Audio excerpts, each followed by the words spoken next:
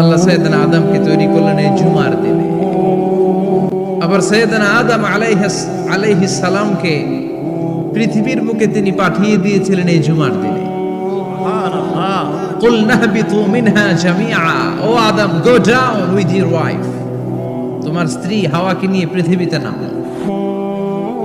সাইয়েদনা আদম আলাইহিস সালামকে আল্লাহ তাআলা পাঠিয়েছিলেন শ্রীলঙ্কার একটা পাহাড়ে, অ্যাডামস পিক। ওখানে ঐতিহাসিকভাবে প্রমাণিত, এটা হাদিসে নেই, কুতুবুত তারিখে এসেছে। শ্রীলঙ্কা একটা পাহাড় আছে, কলম্বো থেকে অনেক দূর। ওই পাহাড়ের চূড়ায় সাইয়েদনা আদম আলাইহিস সালামের ফুটপ্রিন্ট আছে। ফুটপ্রিন্ট মানে পায়ের ছাপ। সুবহানাল্লাহ পড়ো। তো যেদিন আদম আলাইহিস সালামকে আল্লাহ ওখানে পাঠিয়ে দিয়েছিলেন, ওই দিনটা ছিল জুমার দিন। সুবহানাল্লাহ নাই? সুবহানাল্লাহ বাড়িতে যায় বলেন, চিল্লায় পড়েন আল্লাহু আকবার। এরপরে সাইয়েদনা আদমকে পাঠানো হলো শ্রীলঙ্কায়। সাইয়্যিদাতুনা হাওয়া আলাইহিস সালামকে পাঠিয়ে দেয়া হলো সৌদি আরবের জেদ্দা শহরে। আরবিতে জেদ্দা বা জাদ্দা মানে দাদি। জেদ্দাতুন বা জাদ্দাতুন মানে কি? দাদি। হাওয়া আলাইহিস সালাম আমাদের সবার দাদি, ঠিক কিনা? ওনার নামে এই শহরের নাম। বছরের পর বছর সাইয়েদনা আদম আলাইহিস সালাম এবং হাওয়া আলাইহিস সালাম আল্লাহর কাছে ক্ষমা চাইলেন, আল্লাহ ভুল করে নিষিদ্ধ গাছের ফল খেয়েছি, তুমি মাফ করে দাও। আল্লাহ বললেন, আদম, কয়েকটা কালিমা শিখিয়ে দেব, এই কালিমাগুলো পড়ে আমার কাছে দোয়া করো, আমি কবুল করে নেব। আল্লাহু আকবার। আল্লাহ শিখিয়ে দিলেন আর বললেন, আদম পড়ো, রাব্বানা যালামনা আনফুসানা ওয়া ইল্লাম তাগফির লানা ওয়া তারহামনা লানাকুনান্না মিনাল খাসিরিন। ও আল্লাহ, জুলুম করেছি নাফসের উপর, ভুল করেছি, অন্যায় করেছি, আপনি যদি ক্ষমা না করে দেন আমরা শেষ হয়ে যাব, আমরা হালাক হয়ে যাব, ক্ষতিগ্রস্তদের মধ্যে শামিল হয়ে যাব, ঠিক কিনা? আল্লাহ সাইয়েদনা আদম আলাইহিস সালামের তওবা কবুল করলেন। ওনার কাজ হচ্ছে তওবা কবুল করা, আমাদের কাজ গুনাহ করা, শয়তানের কাজ ওয়াসওয়াসা দেওয়া, আল্লাহর কাজ খালি মাফ করা। সুবহানাল্লাহ পড়বেন না? তাকাব্বালাল্লাহু তাওবাতা আদম ফি ইয়াউমিল জুমআ। আল্লাহ যেদিন আদম আলাইহিস সালামের তাওবা যে কবুল করছেন, ঘোষণা দিয়েছেন, এই ঘোষণাটা ছিল জুমার দিনের ঘোষণা। আবার সাইয়েদনা আদমকে যেদিন রূহ কবজ করে আবার নিয়ে যাওয়া হয়, ওই দিনটাও ছিল জুমার দিন। পড়েন সুবহানাল্লাহ।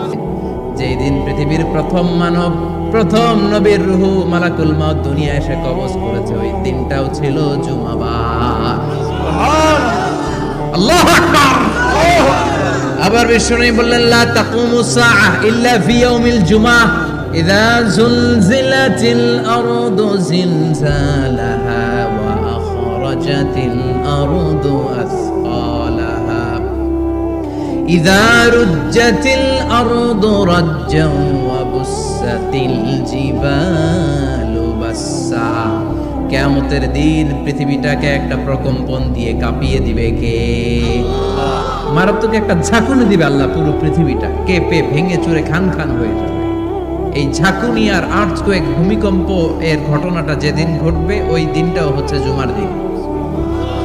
চিৎকার করে পড়েন সুবহানাল্লাহ। তার মানে আদম সৃষ্টি হলো জুমার দিনে, দুনিয়ায় নামিয়ে দেয়া হলো জুমার দিনে, তওবা কবুল করে নেওয়া হলো জুমার দিনে, রূহ কবজ করা হলো জুমার দিনে, আবার কিয়ামত সংগঠিত হবে জুমার দিনে। পড়েন সুবহানাল্লাহ। আবার বিশ্বনবী বললেন, আর রমাদান ইলা রমাদান, এক রমজান থেকে আরেক রমজানের মাঝখানে যত গুনাহ হয় মাফ করে কে? আল্লাহ। তারপরে বিশ্বনবী বললেন, আল উমরাতু ইলাল উমরাহ, কেউ যদি একবার উমরা করে, পরে আবার করলে দুই উমরার মাঝখানে গুনাহগুলো মাফ করে দেয় কে? আবার বিশ্বনবী বললেন, আল জুমআতু ইলাল জুমআ কাফারাতুন লিমা বাইনাহুমা, এক জুমার পর থেকে সামনের জুমা আসা পর্যন্ত যে সগীরা গুনাহগুলো হয়, সবগুলো সগীরা গুনাহ মাফ করে দেয় কে?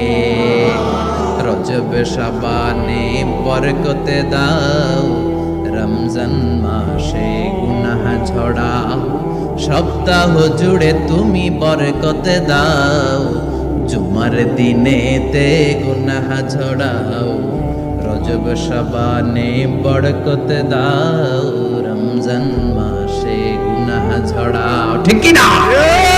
তার মানে জুমার দিন গুনাহ মাফের দিন। সারা সপ্তাহে ভুল ত্রুটি অন্যায় যা করলাম, জুমার নামাজের বদৌলতে সব গুনাহ মাফ করে দেয় কে? এই দামি দিনটাকে আল্লাহ ইহুদিদের দিতে চেয়েছিলেন, পায় নাই। আলহামদুলিল্লাহ কবেন না? আলহামদুলিল্লাহ। ইখতিলাফু, তারা ইখতিলাফ করে হারাইছে এটা। এই দামি দিনটা রব্বুল আলামিন নাসারাদেরকে দিতে চেয়েছিলেন, ফাখতালাফু, ওরাও ইখতিলাফ করে হারাইছে। এজন্য ইখতিলাফ ভালো জিনিস না খারাপ জিনিস? মারামারি ভালো জিনিস না খারাপ জিনিস? আর ঐক্য করা ভালো জিনিস না খারাপ জিনিস? ঐক্য করতে রাজি আছেন? ইহুদিদেরকে আল্লাহ দিতে চাইলেন, ইখতিলাফ করে হারাইছে। নাসারারাও হারাইছে। ফাজা আল্লাহু বিনা ফাহাদানা বিহাদা দ্বীন। রব্বুল আলামিন এই দিনটা আমাদেরকে দিলেন, আমরা ইখতিলাফ করি নাই, বিশ্বনবীর হাতে হাত রেখে ঐক্য করে ঘোষণা দিয়েছি জুমার দিন আমাদের সাপ্তাহিক দিন। সুবহানাল্লাহ। বিশ্বনবী বলেন ফাগাদান লিল ইয়াহুদ, সাপ্তাহিক আনন্দের দিন ইহুদিদের জন্য হচ্ছে শনিবার, ইয়ামুস সাবত, ও বা'দা গাদ লিন নাসারা, আর খ্রিস্টানদের জন্য হচ্ছে রবিবার, আর আমাদের জন্য হচ্ছে শুক্রবার। চিল্লায় পড়েন আল্লাহু আকবার। তার মানে জুমার দিন, জুমাবারের মর্যাদা বেশি না কম? চিল্লায় বলেন বেশি না কম?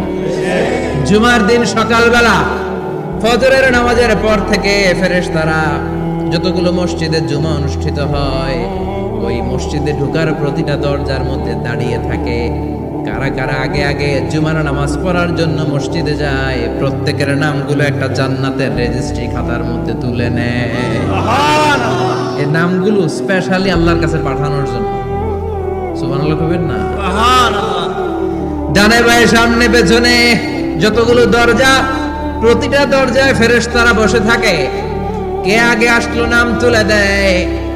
তুলতে তুলতে তুলতে তুলতে খতিব সাহেব যখন খুতবা দেওয়ার জন্য মিম্বারে যেয়ে বসে যায়, ফেরেশতারা তাদের খাতা বন্ধ করে তারাও খতিব সাহেবের সামনে জুমার খুতবা শোনার জন্য বসে যায়। পড়েন সুবহানাল্লাহ।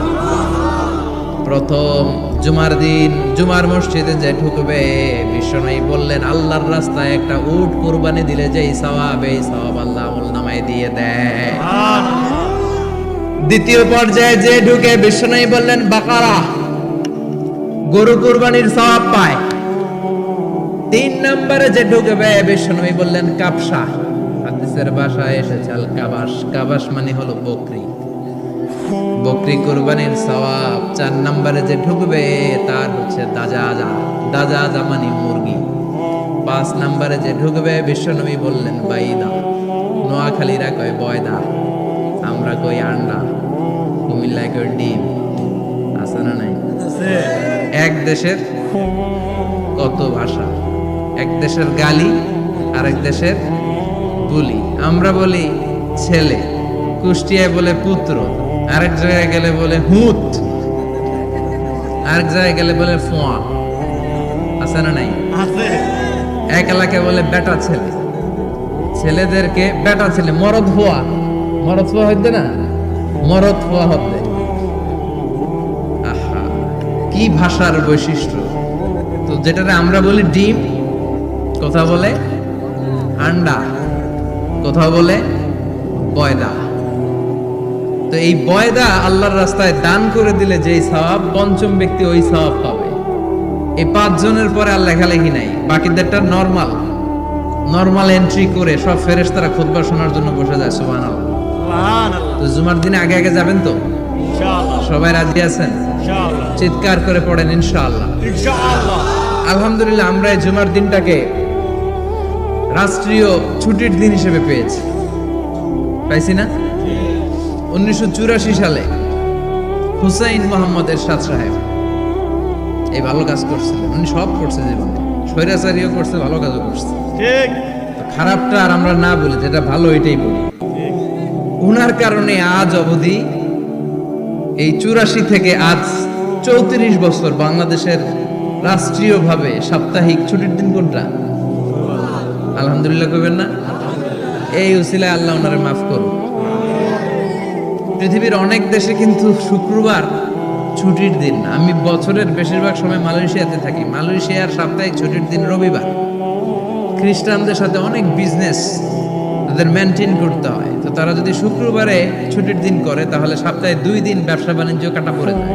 নিজেদের কারণে শুক্রবার বন্ধ, যাদের সাথে বিজনেস ওদের কারণে রবিবার বন্ধ। আমরা আলহামদুলিল্লাহ আল্লাহর দেয় পবিত্র দিনটাতে পেয়েছি জুমাবার। আলহামদুলিল্লাহ পড়েন আলহামদুলিল্লাহ। এজন্য বিশ্বনবী বললেন, খবরদার এদিনের নামাজ মিস করো না।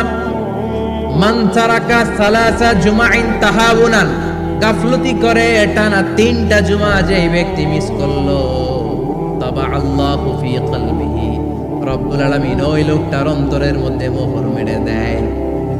ওয়া কুতিবা ফি জুমরাতিল মুনাফিকিন, মুনাফিকদের খাতায় তার নাম তুলে দেয়।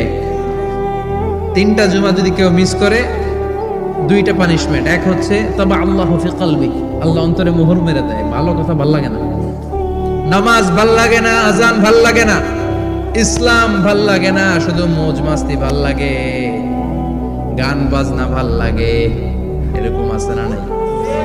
জুমার নামাজে যায় না। আরেকটা হলো কুতিবা মিনাল মুনাফিকিন, মুনাফিকদের খাতায় নাম তুলে দেয়। আল্লাহ হেফাজত করো। আরো জোরে পড়েন আমিন। আমিন। জুমার দিন আগে আগে মসজিদে আসবেন ইনশাআল্লাহ। সবাই রাজি? ইনশাআল্লাহ। আসেন আল্লাহ জুমার ব্যাপারে কি ওয়াজ আমাদের কি করলেন আমরা শুনি। শুনতে রাজি? আল্লাহ বললেন, ইয়া আইয়ুহাল্লাযীনা আমানু ইযা নুদিয়া লিস-সালাতি মিন ইয়াউমিল জুমআতি ফাসআউ ইলা যিকরিল্লাহি ওয়া যারুল বাই', যালিকুম খায়রুল লাকুম ইন কুনতুম তা'লামুন। পড়েন না আল্লাহু আকবার। আল্লাহ বললেন, ও আমার মুমিন বান্দারা শোনো শোনো। আপনাদেরকে অ্যাড্রেস করে আল্লাহ বলছেন, ও আমার মুমিন বান্দারা শোনো। ইযা নুদিয়া লিস-সালাতি মিন ইয়াউমিল জুমআ, জুমার নামাজের আযান যখন দেয়া হয়, ফাসআউ ইলা যিকরিল্লাহ, আল্লাহর স্মরণে তোমরা ধাবিত হও। ওয়া যারুল বাই', কেনা বেচা বন্ধ করে দাও। যালিকুম খায়রুল লাকুম ইন কুনতুম তা'লামুন, এটাই তোমাদের জন্য কল্যাণ যদি তোমরা বুঝতে পারো। জুমার নামাজের আযান যখন হয়, ফাসআউ ইলা যিকরিল্লাহ, আল্লাহর স্মরণে তোমরা বের হয়ে যাও। আল্লাহু আকবার। ফাসআউ ইলা যিকরিল্লাহ ইযা নুদিয়া লিস-সালামি ইয়াউমিল জুমআ, জুমার নামাজের আযান যখন দেয়া হয় বের হয়ে যাও, তখন কোনো কাজ রাখা যাবে না। এই আযান দ্বারা উদ্দেশ্য হচ্ছে খতিব সাহেব খুতবা দেওয়ার জন্য মিম্বারে বসলে যে আযানটা দেয়া হয়, এই আযান। কথা বুঝতে পেরেছেন? কিন্তু দুর্ভাগ্যজনক হলে সত্য, আমাদের বাংলাদেশে এই আযানটা কেন যেন মুয়াজ্জিন ভাইরা ইমাম সাহেবের সামনে এসে আস্তে আস্তে দেয়, ছোট ছোট করে ইমাম সাহেবের মুখের উপরে দেয়, মাইকে দেয় না। এটা পাইছে কই? এটা যে কোত্থেকে ঢুকছে এক আল্লাহই ভালো জানে। আযান মানে অ্যানাউন্সমেন্ট। আযান মানে কি? কথা বলেন। অ্যানাউন্সমেন্ট কি জোরে হবে না আস্তে? তো সব আযান মাইকে এত সাউন্ড করে, এই আযানটা ইমাম সাহেবের মুখের সামনে এসে ছোট ছোট করে কেন দেয়? এটার কোনো দলিল আছে বলে আমার জানা নাই। এই আযানটা মাইকে হতে হবে। আমি পৃথিবীর যত দেশ ঘুরেছি, অনেক বড় বড় মসজিদে আমি জুমার সালাত করেছি, সব জায়গায় মক্কাতুল মুকাররমা সহ মসজিদে নববী সহ সব জায়গায় খতিব সাহেব জুমার মিম্বারে বসার পরে যে আযানটা দেয়া হয়, এটাও অন্যান্য আযানের মতো মাইকে দেয়া হয়। আল্লাহ বললেন, ইযা নুদিয়া লিস-সালামি ইয়াউমিল জুমআ, জুমার দিনে আযান যখন দেয়া হয়, এই আযান দ্বারা উদ্দেশ্য হচ্ছে খতিব বসলে যে আযান 12:30 12:15 দিকে যে আযান, এই আযান উদ্দেশ্য নয়। বিশ্বনবীর সময়ে এই 12:30 12:15 দিকে যে আযান ছিল, এটা ছিল না। বিশ্বনবীর সময় ছিল না, আবু বকরের সময় ছিল না, সাইয়েদনা ওমর ফারুকের সময় ছিল না। এটা চালু হয়েছে সাইয়েদনা ওসমান যুন নুরাইনের সময়। তখন মদিনাতে মানুষের সংখ্যা অনেক বেড়ে গিয়েছে, লোকজন আর জায়গা হয় না, মুসল্লিতে ঠাসাঠাসি। উনি ঘোষণা দিলেন, সুকে জাওরা, জাওরা নামক বিশাল একটা বাজার আছে। ঘোষণা দিলেন, এখন থেকে ওই জায়গায় জুমার নামাজ হবে। মানুষ যেন আগ থেকে প্রস্তুতি নিয়ে আসতে পারে, এজন্য জাওরা নামক বাজারে উনি আর একটা আজান দেওয়ার প্রচলন করলেন। সুবহানাল্লাহ। সেখান থেকে আজ অবধি আমরা এই অতিরিক্ত আজানটা দিয়ে থাকি। এটা নবীর সুন্নাত না, এটা সাহাবীর সুন্নাত। বিশ্বনবীর সুন্নাহ মেনে নেওয়া যেমনি আবশ্যক, চার খলিফার থেকে পাওয়া সুন্নাতগুলো মেনে নেওয়া আবশ্যক। বিশ্বনবী বলেন, আলাইকুম বিসুন্নতি ওয়া সুন্নাতিল খুলাফায়ে রাশিদিন আল মাহদিয়িন। আমার সুন্নাত ধরবা, হেদায়েত প্রাপ্ত চার খলিফার সুন্নাত ধরবা। কেমনে ধরবা? ইক্ষু চিনেন? ইক্ষু না গ্যান্ডারি নাকি আখ না কুশাই? হ্যাঁ, আখ। কাঁচা আখ খায় কি করে? এই সামনের দাঁত দিয়ে ভাঙে না? সামনের দাঁত দিয়ে বলে ভাঙে, চাপার দাঁত দিয়ে, এই জায়গার দাঁত দিয়ে শক্ত করে ধরতে হয়। বিশ্বনবী বললেন, আব্দু আলাইহা বিন নওয়াজিজ। আমার সুন্নত আর সাহাবীদের সুন্নতকে চাপার দাঁত দিয়ে আঁকড়ে ধরো, যাতে ছুটে না যায়। চিল্লায় পড়েন আল্লাহু আকবার। এটা সাইয়েদনা উসমানের সুন্নাত। বিশ্বনবী বললেন, ইযা নুদিয়া লিস-সালাহ মিন ইয়াউমিল জুমআতি ফাসআউ ইলা যিকরিল্লাহ। জুমার দিনের আযান যখন দেয়া হয়, ফাসআউ ইলা যিকরিল্লাহ, আল্লাহর স্মরণের দিকে ধাবিত হও। দেরি করো না। দেরি করা যাবে? আযান হইলে কোনো কাজ রাখবেন? কোনো ব্যস্ততা থাকবে? কাজ একটাই, জুমার নামাজ। চিল্লায় বলেন, কাজ একটাই, সেটা কি? আল্লাহ বললেন ফাসআউ। ফাসআউ এর শাব্দিক অর্থ হচ্ছে দৌড়াও। আসলে কি? তো এই দৌড়াও দিয়ে আসলে দৌড়াও বোঝানো হয়নি, এটা দ্বারা বোঝানো হয়েছে আল মুবাদারা ওয়াল ইহতিমাম, ইম্পর্টেন্স দেয়া, এমফাসাইজ করা, গুরুত্ব। গুরুত্বের সাথে আগে আগে প্রস্তুতি নাও।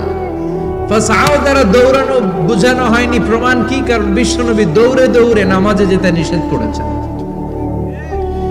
বিশ্বনবী বলেছেন, ইযা উকিমাতিস সালাহ, মনোযোগ দিয়ে শুনেন, ইযা উকিমাতিস সালাতু ফালা তাতুহা তাসআউন ওয়াতুহা তামশুন আলাইকুম বিসাকিনাহ ফামা আদরাকতুম ফাসাল্লু ওয়া মা ফাতাকুম ফাতিমু। যখন নামাজ শুরু হয়ে যায় দৌড়ে দৌড়ে যাবে না। তামশুন, হেঁটে হেঁটে যাও। আলাইকুম বিসাকিনা, ধীরে ধীরে যাও। ফামা আদরাকতুম ফাসাল্লু, ইমাম সাহেবের সাথে যে যত রাকাত পাবা পড়বা। ওয়া মা ফাতাকুম ফাতিমু, যেটা ছুটে যায় নিজে নিজে পড়ো, কবুল করে নিবে কে? আল্লাহ। কিন্তু দৌড়ে যে নামাজ ধরা যাবে? খবরদার, ধীর স্থির ভাবে যাবে। হাঁটার মধ্যে একটা গুরুত্ব দিয়ে তাড়াতাড়ি ধরতে চাবেন, কিন্তু দৌড়ে যাওয়া যাবে? নিষেধ করেছে। অনেক মুসল্লিরা এটা করে। ধরেন মাগরিবের নামাজ, ওযুখানাতে মুসল্লিরা ওযু করতেছে, ইমাম সাহেব নামাজ শুরু করেছেন, আল কারিআতু মাল কারিআ ওমা আদরাকা মাল কারিআ। মুখস্থ আছে না সবার? মুসল্লি মনে করতেছে ওযু হইছে আমার অর্ধেক, এখন যদি তাড়াতাড়ি ওযু না করে দৌড় না দেই রাকাত পাওয়া যাবে? রাকাত পাওয়ার জন্য দিছে দৌড়। মসজিদে হচ্ছে টাইলসের মসজিদ, পিছলায় পয়রা মুসল্লি একদিকে, লুঙ্গি আরেকদিকে। আছে না নাই? আমার কাছে খবর আছে এরকম পা ভাঙছে অনেকের। রাকাত ধরার জন্য মুসল্লি তাড়াহুড়ো করে দিছে দৌড়, মুসল্লি একদিকে লুঙ্গি, ঠ্যাং ভাঙা শেষ, এখন ল্যাংড়া। বিশ্বনবীর কথা মানে নাই, ওটারে ল্যাংড়া বানাইছে কে? আল্লাহ। এই জন্য বিশ্বনবী বললেন, খবরদার দৌড়ে যাবে না। একামত হয়ে গেলে ধীর স্থির ভাবে যাও, কেননা দৌড়ে দৌড়ে আপনি কার দরবারে যাবেন? উনি তো সব রাজার বড় রাজা, মহারাজা। মহারাজার দরবারে তাড়াহুড়ো করা যায় নাকি? ফিট হয়ে কাপড় চোপড় পরে আতর টাতর মেখে ধীরস্থির ভাবে যাবেন। দৌড়ে গেলে আপনার হার্টবিট বেড়ে যাবে, আপনার ব্রেথ ইন ব্রেথ আউট, শ্বাস প্রশ্বাস বেড়ে যাবে। তো হাঁপানির চোটে তো আপনি হাঁপাতে থাকবেন। আপনি তাহিয়া পড়বেন কখন, তাসবিহ পড়বেন কখন, আল্লাহর প্রশংসা করবেন কখন? চিল্লা এখন ঠিক কিনা? এজন্য আল্লাহ বললেন ফাসআউ ইলা যিকরিল্লাহ। জুমার নামাজের আযান যখন হয়ে যায় তোমরা আল্লাহর জিকিরের দিকে ধাবিত হও। যিকরিল্লাহ, আল্লাহর স্মরণ। জিকির মানে কি? কিন্তু এই জিকির দ্বারা এই আয়াতের উদ্দেশ্য হচ্ছে আল খুতবাতাইন, জুমার দুই খুতবা। জুমার জিকিরের অনেক অর্থ আছে। জিকির মানে সালাত, জিকির মানে কোরআন, জিকির মানে ওয়াজ, জিকির মানে সম্মান। আবার জিকির মানে জুমার 2 খুতবা, আবার জিকির মানে সুবহানাল্লাহ, আলহামদুলিল্লাহ, সুবহানাল্লাহ, আলহামদুলিল্লাহ, লা ইলাহা ইল্লাল্লাহ মুহাম্মাদুর রাসূলুল্লাহ সাল্লাল্লাহু। এটাও জিকির। সুবহানাল্লাহ, আলহামদুলিল্লাহ, আল্লাহু আকবার। এই 3 জিকিরের চেয়ে শ্রেষ্ঠ কোনো জিকির আছে? কথা কন। বিশ্বনবী প্রত্যেক ফরজ নামাজের পরে সুবহানাল্লাহ 33 বার, আলহামদুলিল্লাহ 33 বার, আল্লাহু আকবার 34 বার পড়তেন। রাজি আছেন? সবাই পড়তে রাজি আছেন? লাফালাফি করবেন না তো, খার বাঁকা করবেন না তো, হুই হুই করে চিল্লাফাল্লা করা যাবে? জিকিরের মধ্যে সৌন্দর্য আছে না নাই? আল্লাহ নিজেও সুন্দর, আল্লাহর কাছে যেটা আমরা পেশ করব সবটাই সুন্দরভাবে পেশ করতে হয়। চিল্লা এখন ঠিক কিনা? তার মানে জিকিরের অনেক অর্থ। জিকিরের এক অর্থ হলো কোরআন। জিকিরের এক অর্থ কি? আপনি যখন কোরআন পড়েন তখন জিকির করেন কার? কথা বলেন। আবার আপনি যখন নামাজ পড়েন জিকির করেন কার? আবার আপনি যখন লা ইলাহা ইল্লাল্লাহ এটা পড়েন জিকির করেন কার? ঝিনুকের ভেতর লুকিয়ে থাকে যেমন মতি, ঝিনুকের ভেতর লুকিয়ে থাকে যেমন মতি, কালমা শাহাদাতে আছে আল্লাহর জ্যোতি, কালমা শাহাদাতে আছে আল্লাহর জ্যোতি। পড়েন সুবহানাল্লাহ। সুবহানাল্লাহ। এই লা ইলাহা ইল্লাল্লাহ সবচেয়ে শ্রেষ্ঠ জিকির। সাইয়েদনা মুসা আলাইহিস সালাম আল্লাহরে বললেন, আল্লাহ আল্লিমনি যিকরান, আপনি আমার এমন একটা জিকির শিখায়া দেন, লা ইয়ালামুহা ইল্লা আনতা ওয়া আনা, যে জিকিরটার শব্দ আপনি আর আমি ছাড়া কেউ জানবে না। দুনিয়াতে যত অদ্ভুত অদ্ভুত প্রশ্ন ছিল ওনার, বিভিন্ন বিষয়ে আল্লাহরে প্রশ্ন করতেন। আল্লাহরে বললেন, আল্লাহ আল্লিমনি কালিমাতান, আল্লিমনি যিকরান লা ইয়ালামুহা ইল্লা আনতা ওয়া আনা, ও আল্লাহ এমন একটা জিকির আমারে শিখান, দিনে রাতে সব সময় এই জিকির আমি করব, আপনারে ডাকবো, কিন্তু শর্ত হলো এই জিকিরটা জানবে শুধু আপনি আর জানবো শুধু আমি, কেউ জানবে। আল্লাহ বললেন, মুসা পড়ো লা ইলাহা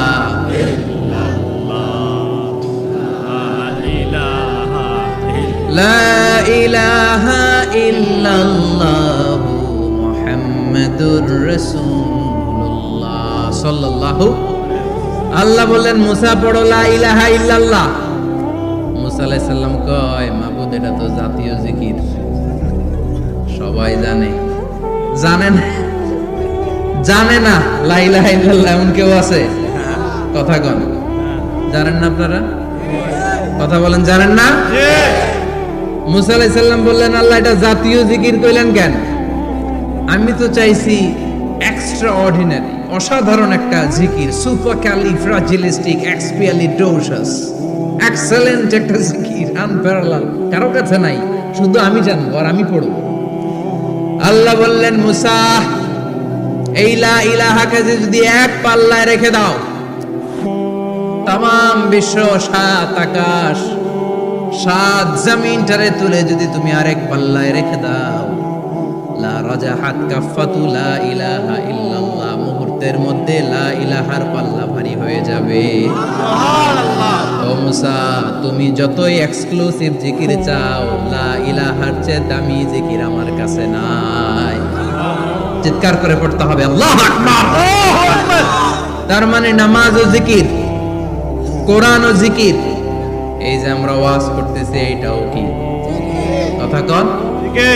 বিশ্ব নবীর আল্লাহ বললেন, ও নবী ফাযাক্কির ইন্নামা আনতা, ও নবী আপনি জিকির করেন মানে ওয়াজ করেন। ইন্নামা আনতা মুযাক্কির, ও নবী আপনি ওয়াজ করে শোনান। লাস্তা আলাইহিম বিমুসাইদির, আপনারে দারোগা বানিয়ে পাঠাই নাই, আপনি শুধু ওয়াজ করেন। কার কথা? চিল্লায় বলেন, কার কথা? আল্লাহর। কিন্তু এইখানে জিকির দ্বারা উদ্দেশ্য হচ্ছে জুমার খুতবা। ফাসআউ ইলা যিকরিল্লাহ, আল্লাহর জিকিরের দিকে ধাবিত হও। এই জিকির দ্বারা উদ্দেশ্য হলো জুমার খুতবা। তার মানে জুমার খুতবা যে খতিব সাহেবরা দেন, এখানে মসজিদের খতিব আছেন কারা কারা দেখি একটু হাত তোলেন তো। 1 2 3 4 5 6 7 গুণে শেষ করা যাবে না, অনেক খতিব। আল্লাহ এই খতিবদেরকে তুমি কবুল করো। আর জোরে পড়েন আমিন। এই যে যিকরুল্লাহ ফাসআউ ইলা যিকরিল্লাহ দ্বারা আল্লাহ তাআলা জুমার খুতবাকে বুঝিয়েছেন। কি বুঝিয়েছেন? মনোযোগ আপনাদের আছে না গেছে? শেষ করে দেই, অনেক রাত হয়েছে তো। ছোট্ট একটা দোয়া পড়ি, শেষ করব। আরো কয়েক মিনিট মনোযোগ থাকবে। তাকবীর দেন, লিল্লাহে তাকবীর। আরো জোরে দেন, লিল্লাহে তাকবীর। ফাসআউ ইলা যিকরিল্লাহ, আল্লাহর জিকিরের দিকে, আল্লাহর স্মরণের দিকে ধাবিত হও। এটা তার উদ্দেশ্য হচ্ছে জুমার খুতবা। আল্লাহ বুঝাতে চাইলেন জুমার খুতবা যাতে মিস হয়ে না যায়। এজন্য জুমার খুতবারে যেন যেন মনে করবেন না, এটা ওয়াজিব। জুমার নামাজ যেমনি ওয়াজিব, জুমার খুতবা দেওয়াও, কথা বলেন, জুমার খুতবা ওয়াজিব, শোনা ওয়াজিব, খুতবা দেওয়া ওয়াজিব। এই জন্য রব্বুল আলামিন জোহরের নামাজকে ফরজ করে দিয়েছেন 4 রাকাত। যেহেতু জোহরের নামাজের আগে পরে কোনো খুতবা নাই, জুমার দিন খুতবা আছে, তাই জুমার দিন 4 রাকাত থেকে কমিয়ে তিনি 2 রাকাত করে দিয়েছে। কি ব্যালেন্সড ইসলাম, কি ভারসাম্যপূর্ণ আমাদের জীবন বিধান। প্রতিদিন জোহরের সময় ফরজ কয় রাকাত, কিন্তু জুমার দিন ফরজ কয় রাকাত? 2 রাকাত কমাইলো কেন? খুতবা, সুবহানাল্লাহ কইবেন না? এজন্য জুমার খুতবাটা খতিব সাহেব যারা আছেন খুবই জরুরি। এটাকে খুব কনস্ট্রাকটিভ মুডে সমাজে তুলে ধরতে হবে, মানুষকে এডুকেট করতে হবে, ইনস্ট্রাক্ট করতে হবে। আপনাদের অনেক দায়িত্ব, you have huge responsibilities in your shoulder. আপনাদের অনেক দায়িত্ব। খতিব যারা, এটা ছোটখাটো কোনো রেসপন্সিবিলিটি নয়, এটা অনেক বড় দায়িত্ব। এর জন্য জুমার দিন মানুষকে আপনার শিক্ষিত করতে হবে। এই জুমার খুতবা, জুমার আলোচনার সাথে পৃথিবীর কোনো আলোচনার কোনো মিল নাই।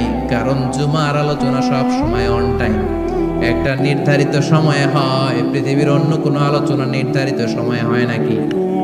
কথা কন। আমরা বক্তারা নির্ধারিত সময়ে মাইক পাই, কথা কন।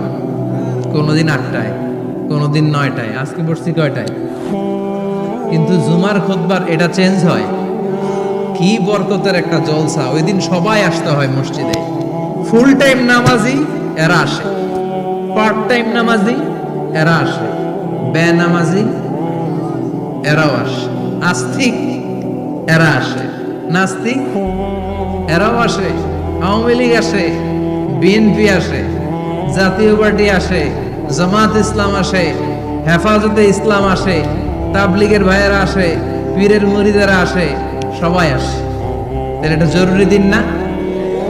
তাফসির মাহফিলের সাথে জুমার একটা মৌলিক পার্থক্য হচ্ছে, তাফসির মাহফিল আমাদের ধরে রাখতে হয়। কি করতে হয়? ধরে না রাখলে শ্রোতা উঠে যায়। কিন্তু জুমার খুতবা কি ধরে রাখা লাগে? কথা কন। ওঠার সুযোগ আছে, কারণ সামনে কি জুমার নামাজ।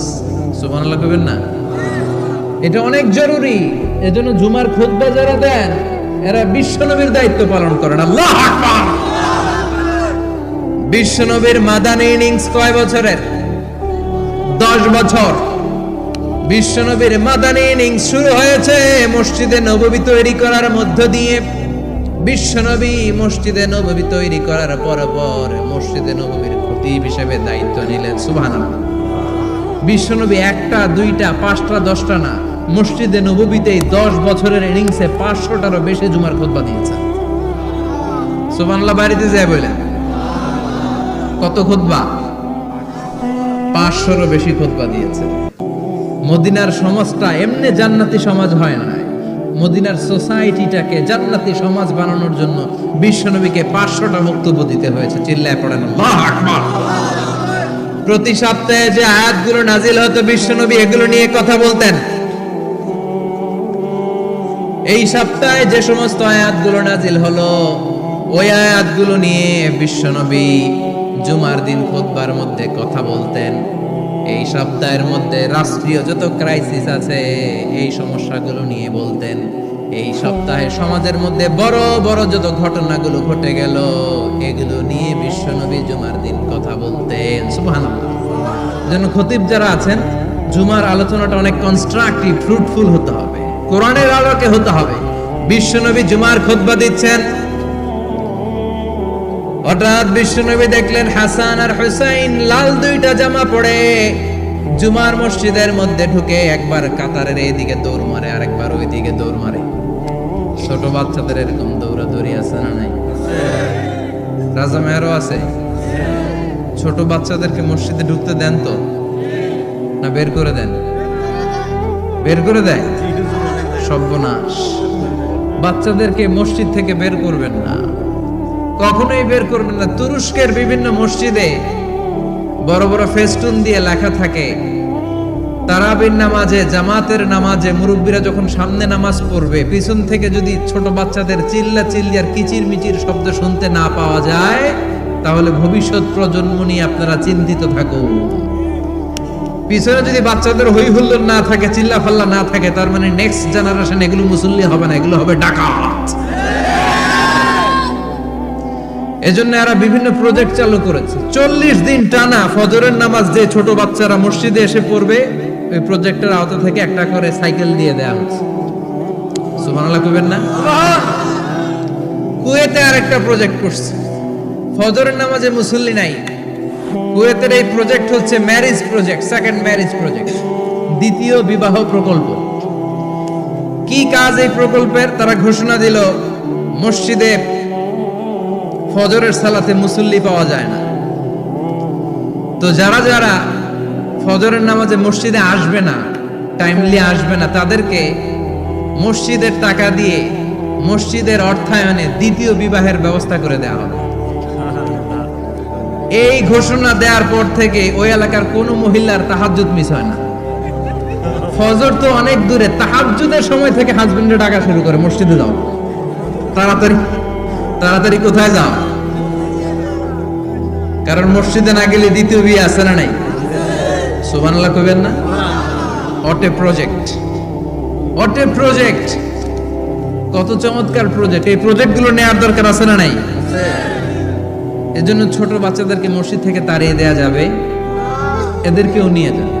এরা হাসতে খেলতে চলতে ফিরতে। আমি বাইরের যত জায়গায় তারাবি পড়েছি, অনেক দেশে তারাবি পড়েছি রমাদানে, ছোট বাচ্চারা পিছনে অনেক কিচির মিচির করে।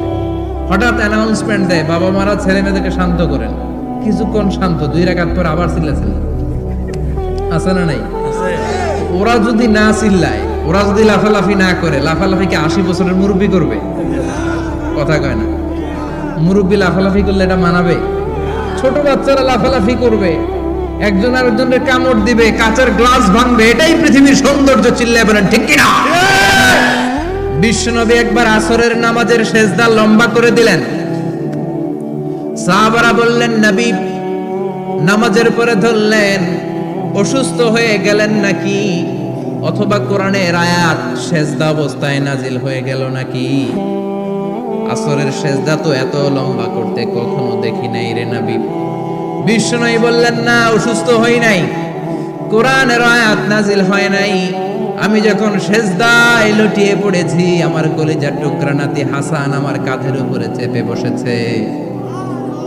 আমি যদি সেজদা থেকে মাথা উঠাই, হাসানের কষ্ট হয়ে যাবে, তাই আসরের একটা সেজদা আমি ইচ্ছা করেই লম্বা করে দিয়েছি। কি নবী ছিল, কি মায়া ছিল নাতিদের সাথে। হাসান হুসাইন, বিশ্বনবী যে নবী হচ্ছে সব নবীদের সর্দার, ওই নবীরে ঘোড়া বানায়, বিশ্বনবীর বাবরি চুল ছিল তো, ওই চুল ধরে এরকম ঘোড়া ঘোড়া খেলত। বিশ্বনবীর কাঁধে বসে বিশ্বনবীর বাবরি চুল টেনে টেনে কয়, এটা আমার ঘোড়া। হাসান হুসাইনের গায়ের এমন কোন জায়গা নাই যে জায়গায় বিশ্বনবী চুমা দেয় নাই। আর বলতেন, রাইহানাতাইনি ফিদ দুনিয়া, হাসান আর হুসাইন হলো আমার দুনিয়ার সুগন্ধি। সুবহানাল্লাহ। সাইয়্যিদা শাবাবি আহলিল জান্নাহ, জান্নাতীরা আপনারা যারা জান্নাতে যাবেন, আপনাদের সামনে 2টা পতাকা থাকবে, একটা থাকবে হাসানের হাতে আর একটা হুসাইনের হাতে। বিশ্বনবী মসজিদে নববীতে জুমার খুতবা দিচ্ছেন, হঠাৎ হাসান আর হুসাইন লাল 2টা জামা পরে কাতারের মধ্যে দৌড়াদৌড়ি শুরু করলেন। বিশ্বনবী খুতবা থামিয়ে দিলেন। মিম্বার থেকে নেমে হাসান হুসাইনকে দুই হাতে টানতে টানতে মিম্বারের উপরে নিয়ে আসলেন, যাতে মুসল্লিদের ডিস্টার্ব না হয়ে যায়। হাসানকে ডান হাতে ধরে, হুসাইনকে বা হাতে ধরে বাকি খুতবাটা বিশ্বনবী তখন শেষ করলেন। 500টা খুতবা দিয়েছেন। কয়টা? চিল্লায় বলেন কয়টা? আবার বিশ্বনবী জুমার খুতবা দিতে দাঁড়ালেন। এক সাহাবী এসে বসে বলল, বিশ্বনবী বললেন, কুম, দাঁড়াও। 2 রাকাত পড়ছো? সাহাবী কেন পড়ি নাই। বিশ্বনবী বললেন, ইরকা রাকাতেন, 2 রাকাত পড়ো। সাহাবী 2 রাকাত পড়া শুরু করলেন। বিশ্বনবী আবার খুতবা দেওয়া শুরু করলেন। খুতবার নিরবিচ্ছিন্নতাকে ভঙ্গ করে বিশ্বনবী তাকে দাঁড়াতে বললেন, 2 রাকাত নামাজ পড়তে বললেন। তার মানে খতিব সাহেব মন গড়া শুধু খুতবা দিয়ে যায় না, ডানে বায়ে কোথায় কি হচ্ছে সবকিছু নজরে রেখে, কন্ট্রোলে রেখে, সামাজিক সব সমস্যার কথাগুলো তুলে ধরে অসামাজিক কার্যকলাপের বিরুদ্ধে হুঙ্কার দিয়ে জুমার প্ল্যাটফর্মটাকে শক্তিশালী করাই হচ্ছে একজনের খতিবের দায়িত্ব। চিল্লায় এখন ঠিক কিনা? এ কাজই করেছেন বিশ্বনবী 500টা খুতবায়। আবার বিশ্বনবী দাঁড়িয়ে খুতবা দিচ্ছেন। এক সাহাবী এসে বলেন, নবী, মদিনার মধ্যে পানি নাই, অনাবৃষ্টি, দুর্ভিক্ষ, আপনি একটু দোয়া করেন যাতে বৃষ্টি হয়। কিসের দোয়া? বিশ্বনবী জুমার খুতবা থামিয়ে দিলেন। খুতবা দিচ্ছিলেন, খুতবা থামিয়ে দোয়া করলেন, আল্লাহুম্মা আসকিনা, আল্লাহুম্মা আসকিনা ইয়া গাউস আগিসনা, আল্লাহুম্মা আসকিনা গাইসান মুগীসান মারিআন মুরিআন নাফিআন গায়রা দা আজিলান গায়রা আজিল। আল্লাহ, আপনি আমাদের সাহায্য করেন, আপনি রহমত করেন, বরকত দেন, আপনি মদিনার বুকে বৃষ্টি দেন, তাড়াতাড়ি দেন, দেরি করেন না। সুবহানাল্লাহ। বিশ্বনবী দোয়া করতে দেরি, মুহূর্তের মধ্যে ঝুমঝুম করে বৃষ্টি নাজিল হয়ে মদিনাটা প্লাবিত হয়ে গেল। আকাশে মেঘ দেয় কে? বৃষ্টি দেয় কে? আল্লাহ। মেঘ দে, পানি দে, ছায়া দে রে তুই, আল্লাহ মেঘ দে। পড়েন পড়েন, আল্লাহ মেঘ দে, পানি দে, ছায়া দে রে তুই, আল্লাহ মেঘ দে। সবকিছু দেয়ার মালিক কে? বৃষ্টি দেয় কে? মেঘ দেয় কে? বিশ্বনবীর দোয়ার বরকতে বৃষ্টি নামলো। শুক্রবার বৃষ্টি, শনিবার বৃষ্টি, রবি সোম মঙ্গল বুধ বৃহস্পতি শুক্র, এর পরের শুক্রবার পর্যন্ত টানা বৃষ্টি হলো। কারণ দোয়ার বৃষ্টির দোয়া করছে, বৃষ্টি বন্ধর দোয়া তো করে নাই, চলতেছে। আল্লাহ কাছে নবী চাইছেন, দিতেছি, না করলে থামাবো। সুবহানাল্লাহ কইবেন না? বৃষ্টি হইতে হইতে মদিনায় বন্যা, মরুভূমির দেশ, কি পরিমাণে হেভি রেইনফল হলে মরুতে বন্যা হয়। সুবহানাল্লাহ করবেন না? আবার বিশ্বনবী পরের জুমাবারে খুতবা দিচ্ছেন। ওই সাহাবী এসে হাজির, এসে বলে, ও নবী, আর বৃষ্টির দরকার নাই।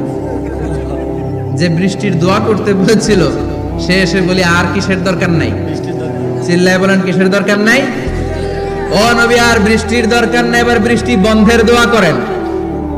বিশ্বনবী আবার হাত তুলে বললেন, আল্লাহুম্মা হাওয়ালাইনা ওয়ালা আলাইনা, মানে আল্লাহ আপনি বৃষ্টি দেন, তবে এই এলাকায় না, ডানে বায়ে সামনে পেছনে চারদিকে দেন। সাহাবীরা মসজিদ থেকে বের হয়ে দেখে মদিনার চারদিকে এরকম গোল একটা চাকতি, এই চাকতি দিয়ে নীল আকাশ দেখা যায়, আর ডানে বায়ে সামনে পেছনে প্রচন্ড ঝড় ঝন্ডার বৃষ্টি। মদিনার আকাশে এক ফোঁটাও বৃষ্টি নেই। চিল্লায় কোন সুবহানাল্লাহ। এগুলো হচ্ছে বিশ্বনবীর খুতবার বরকত।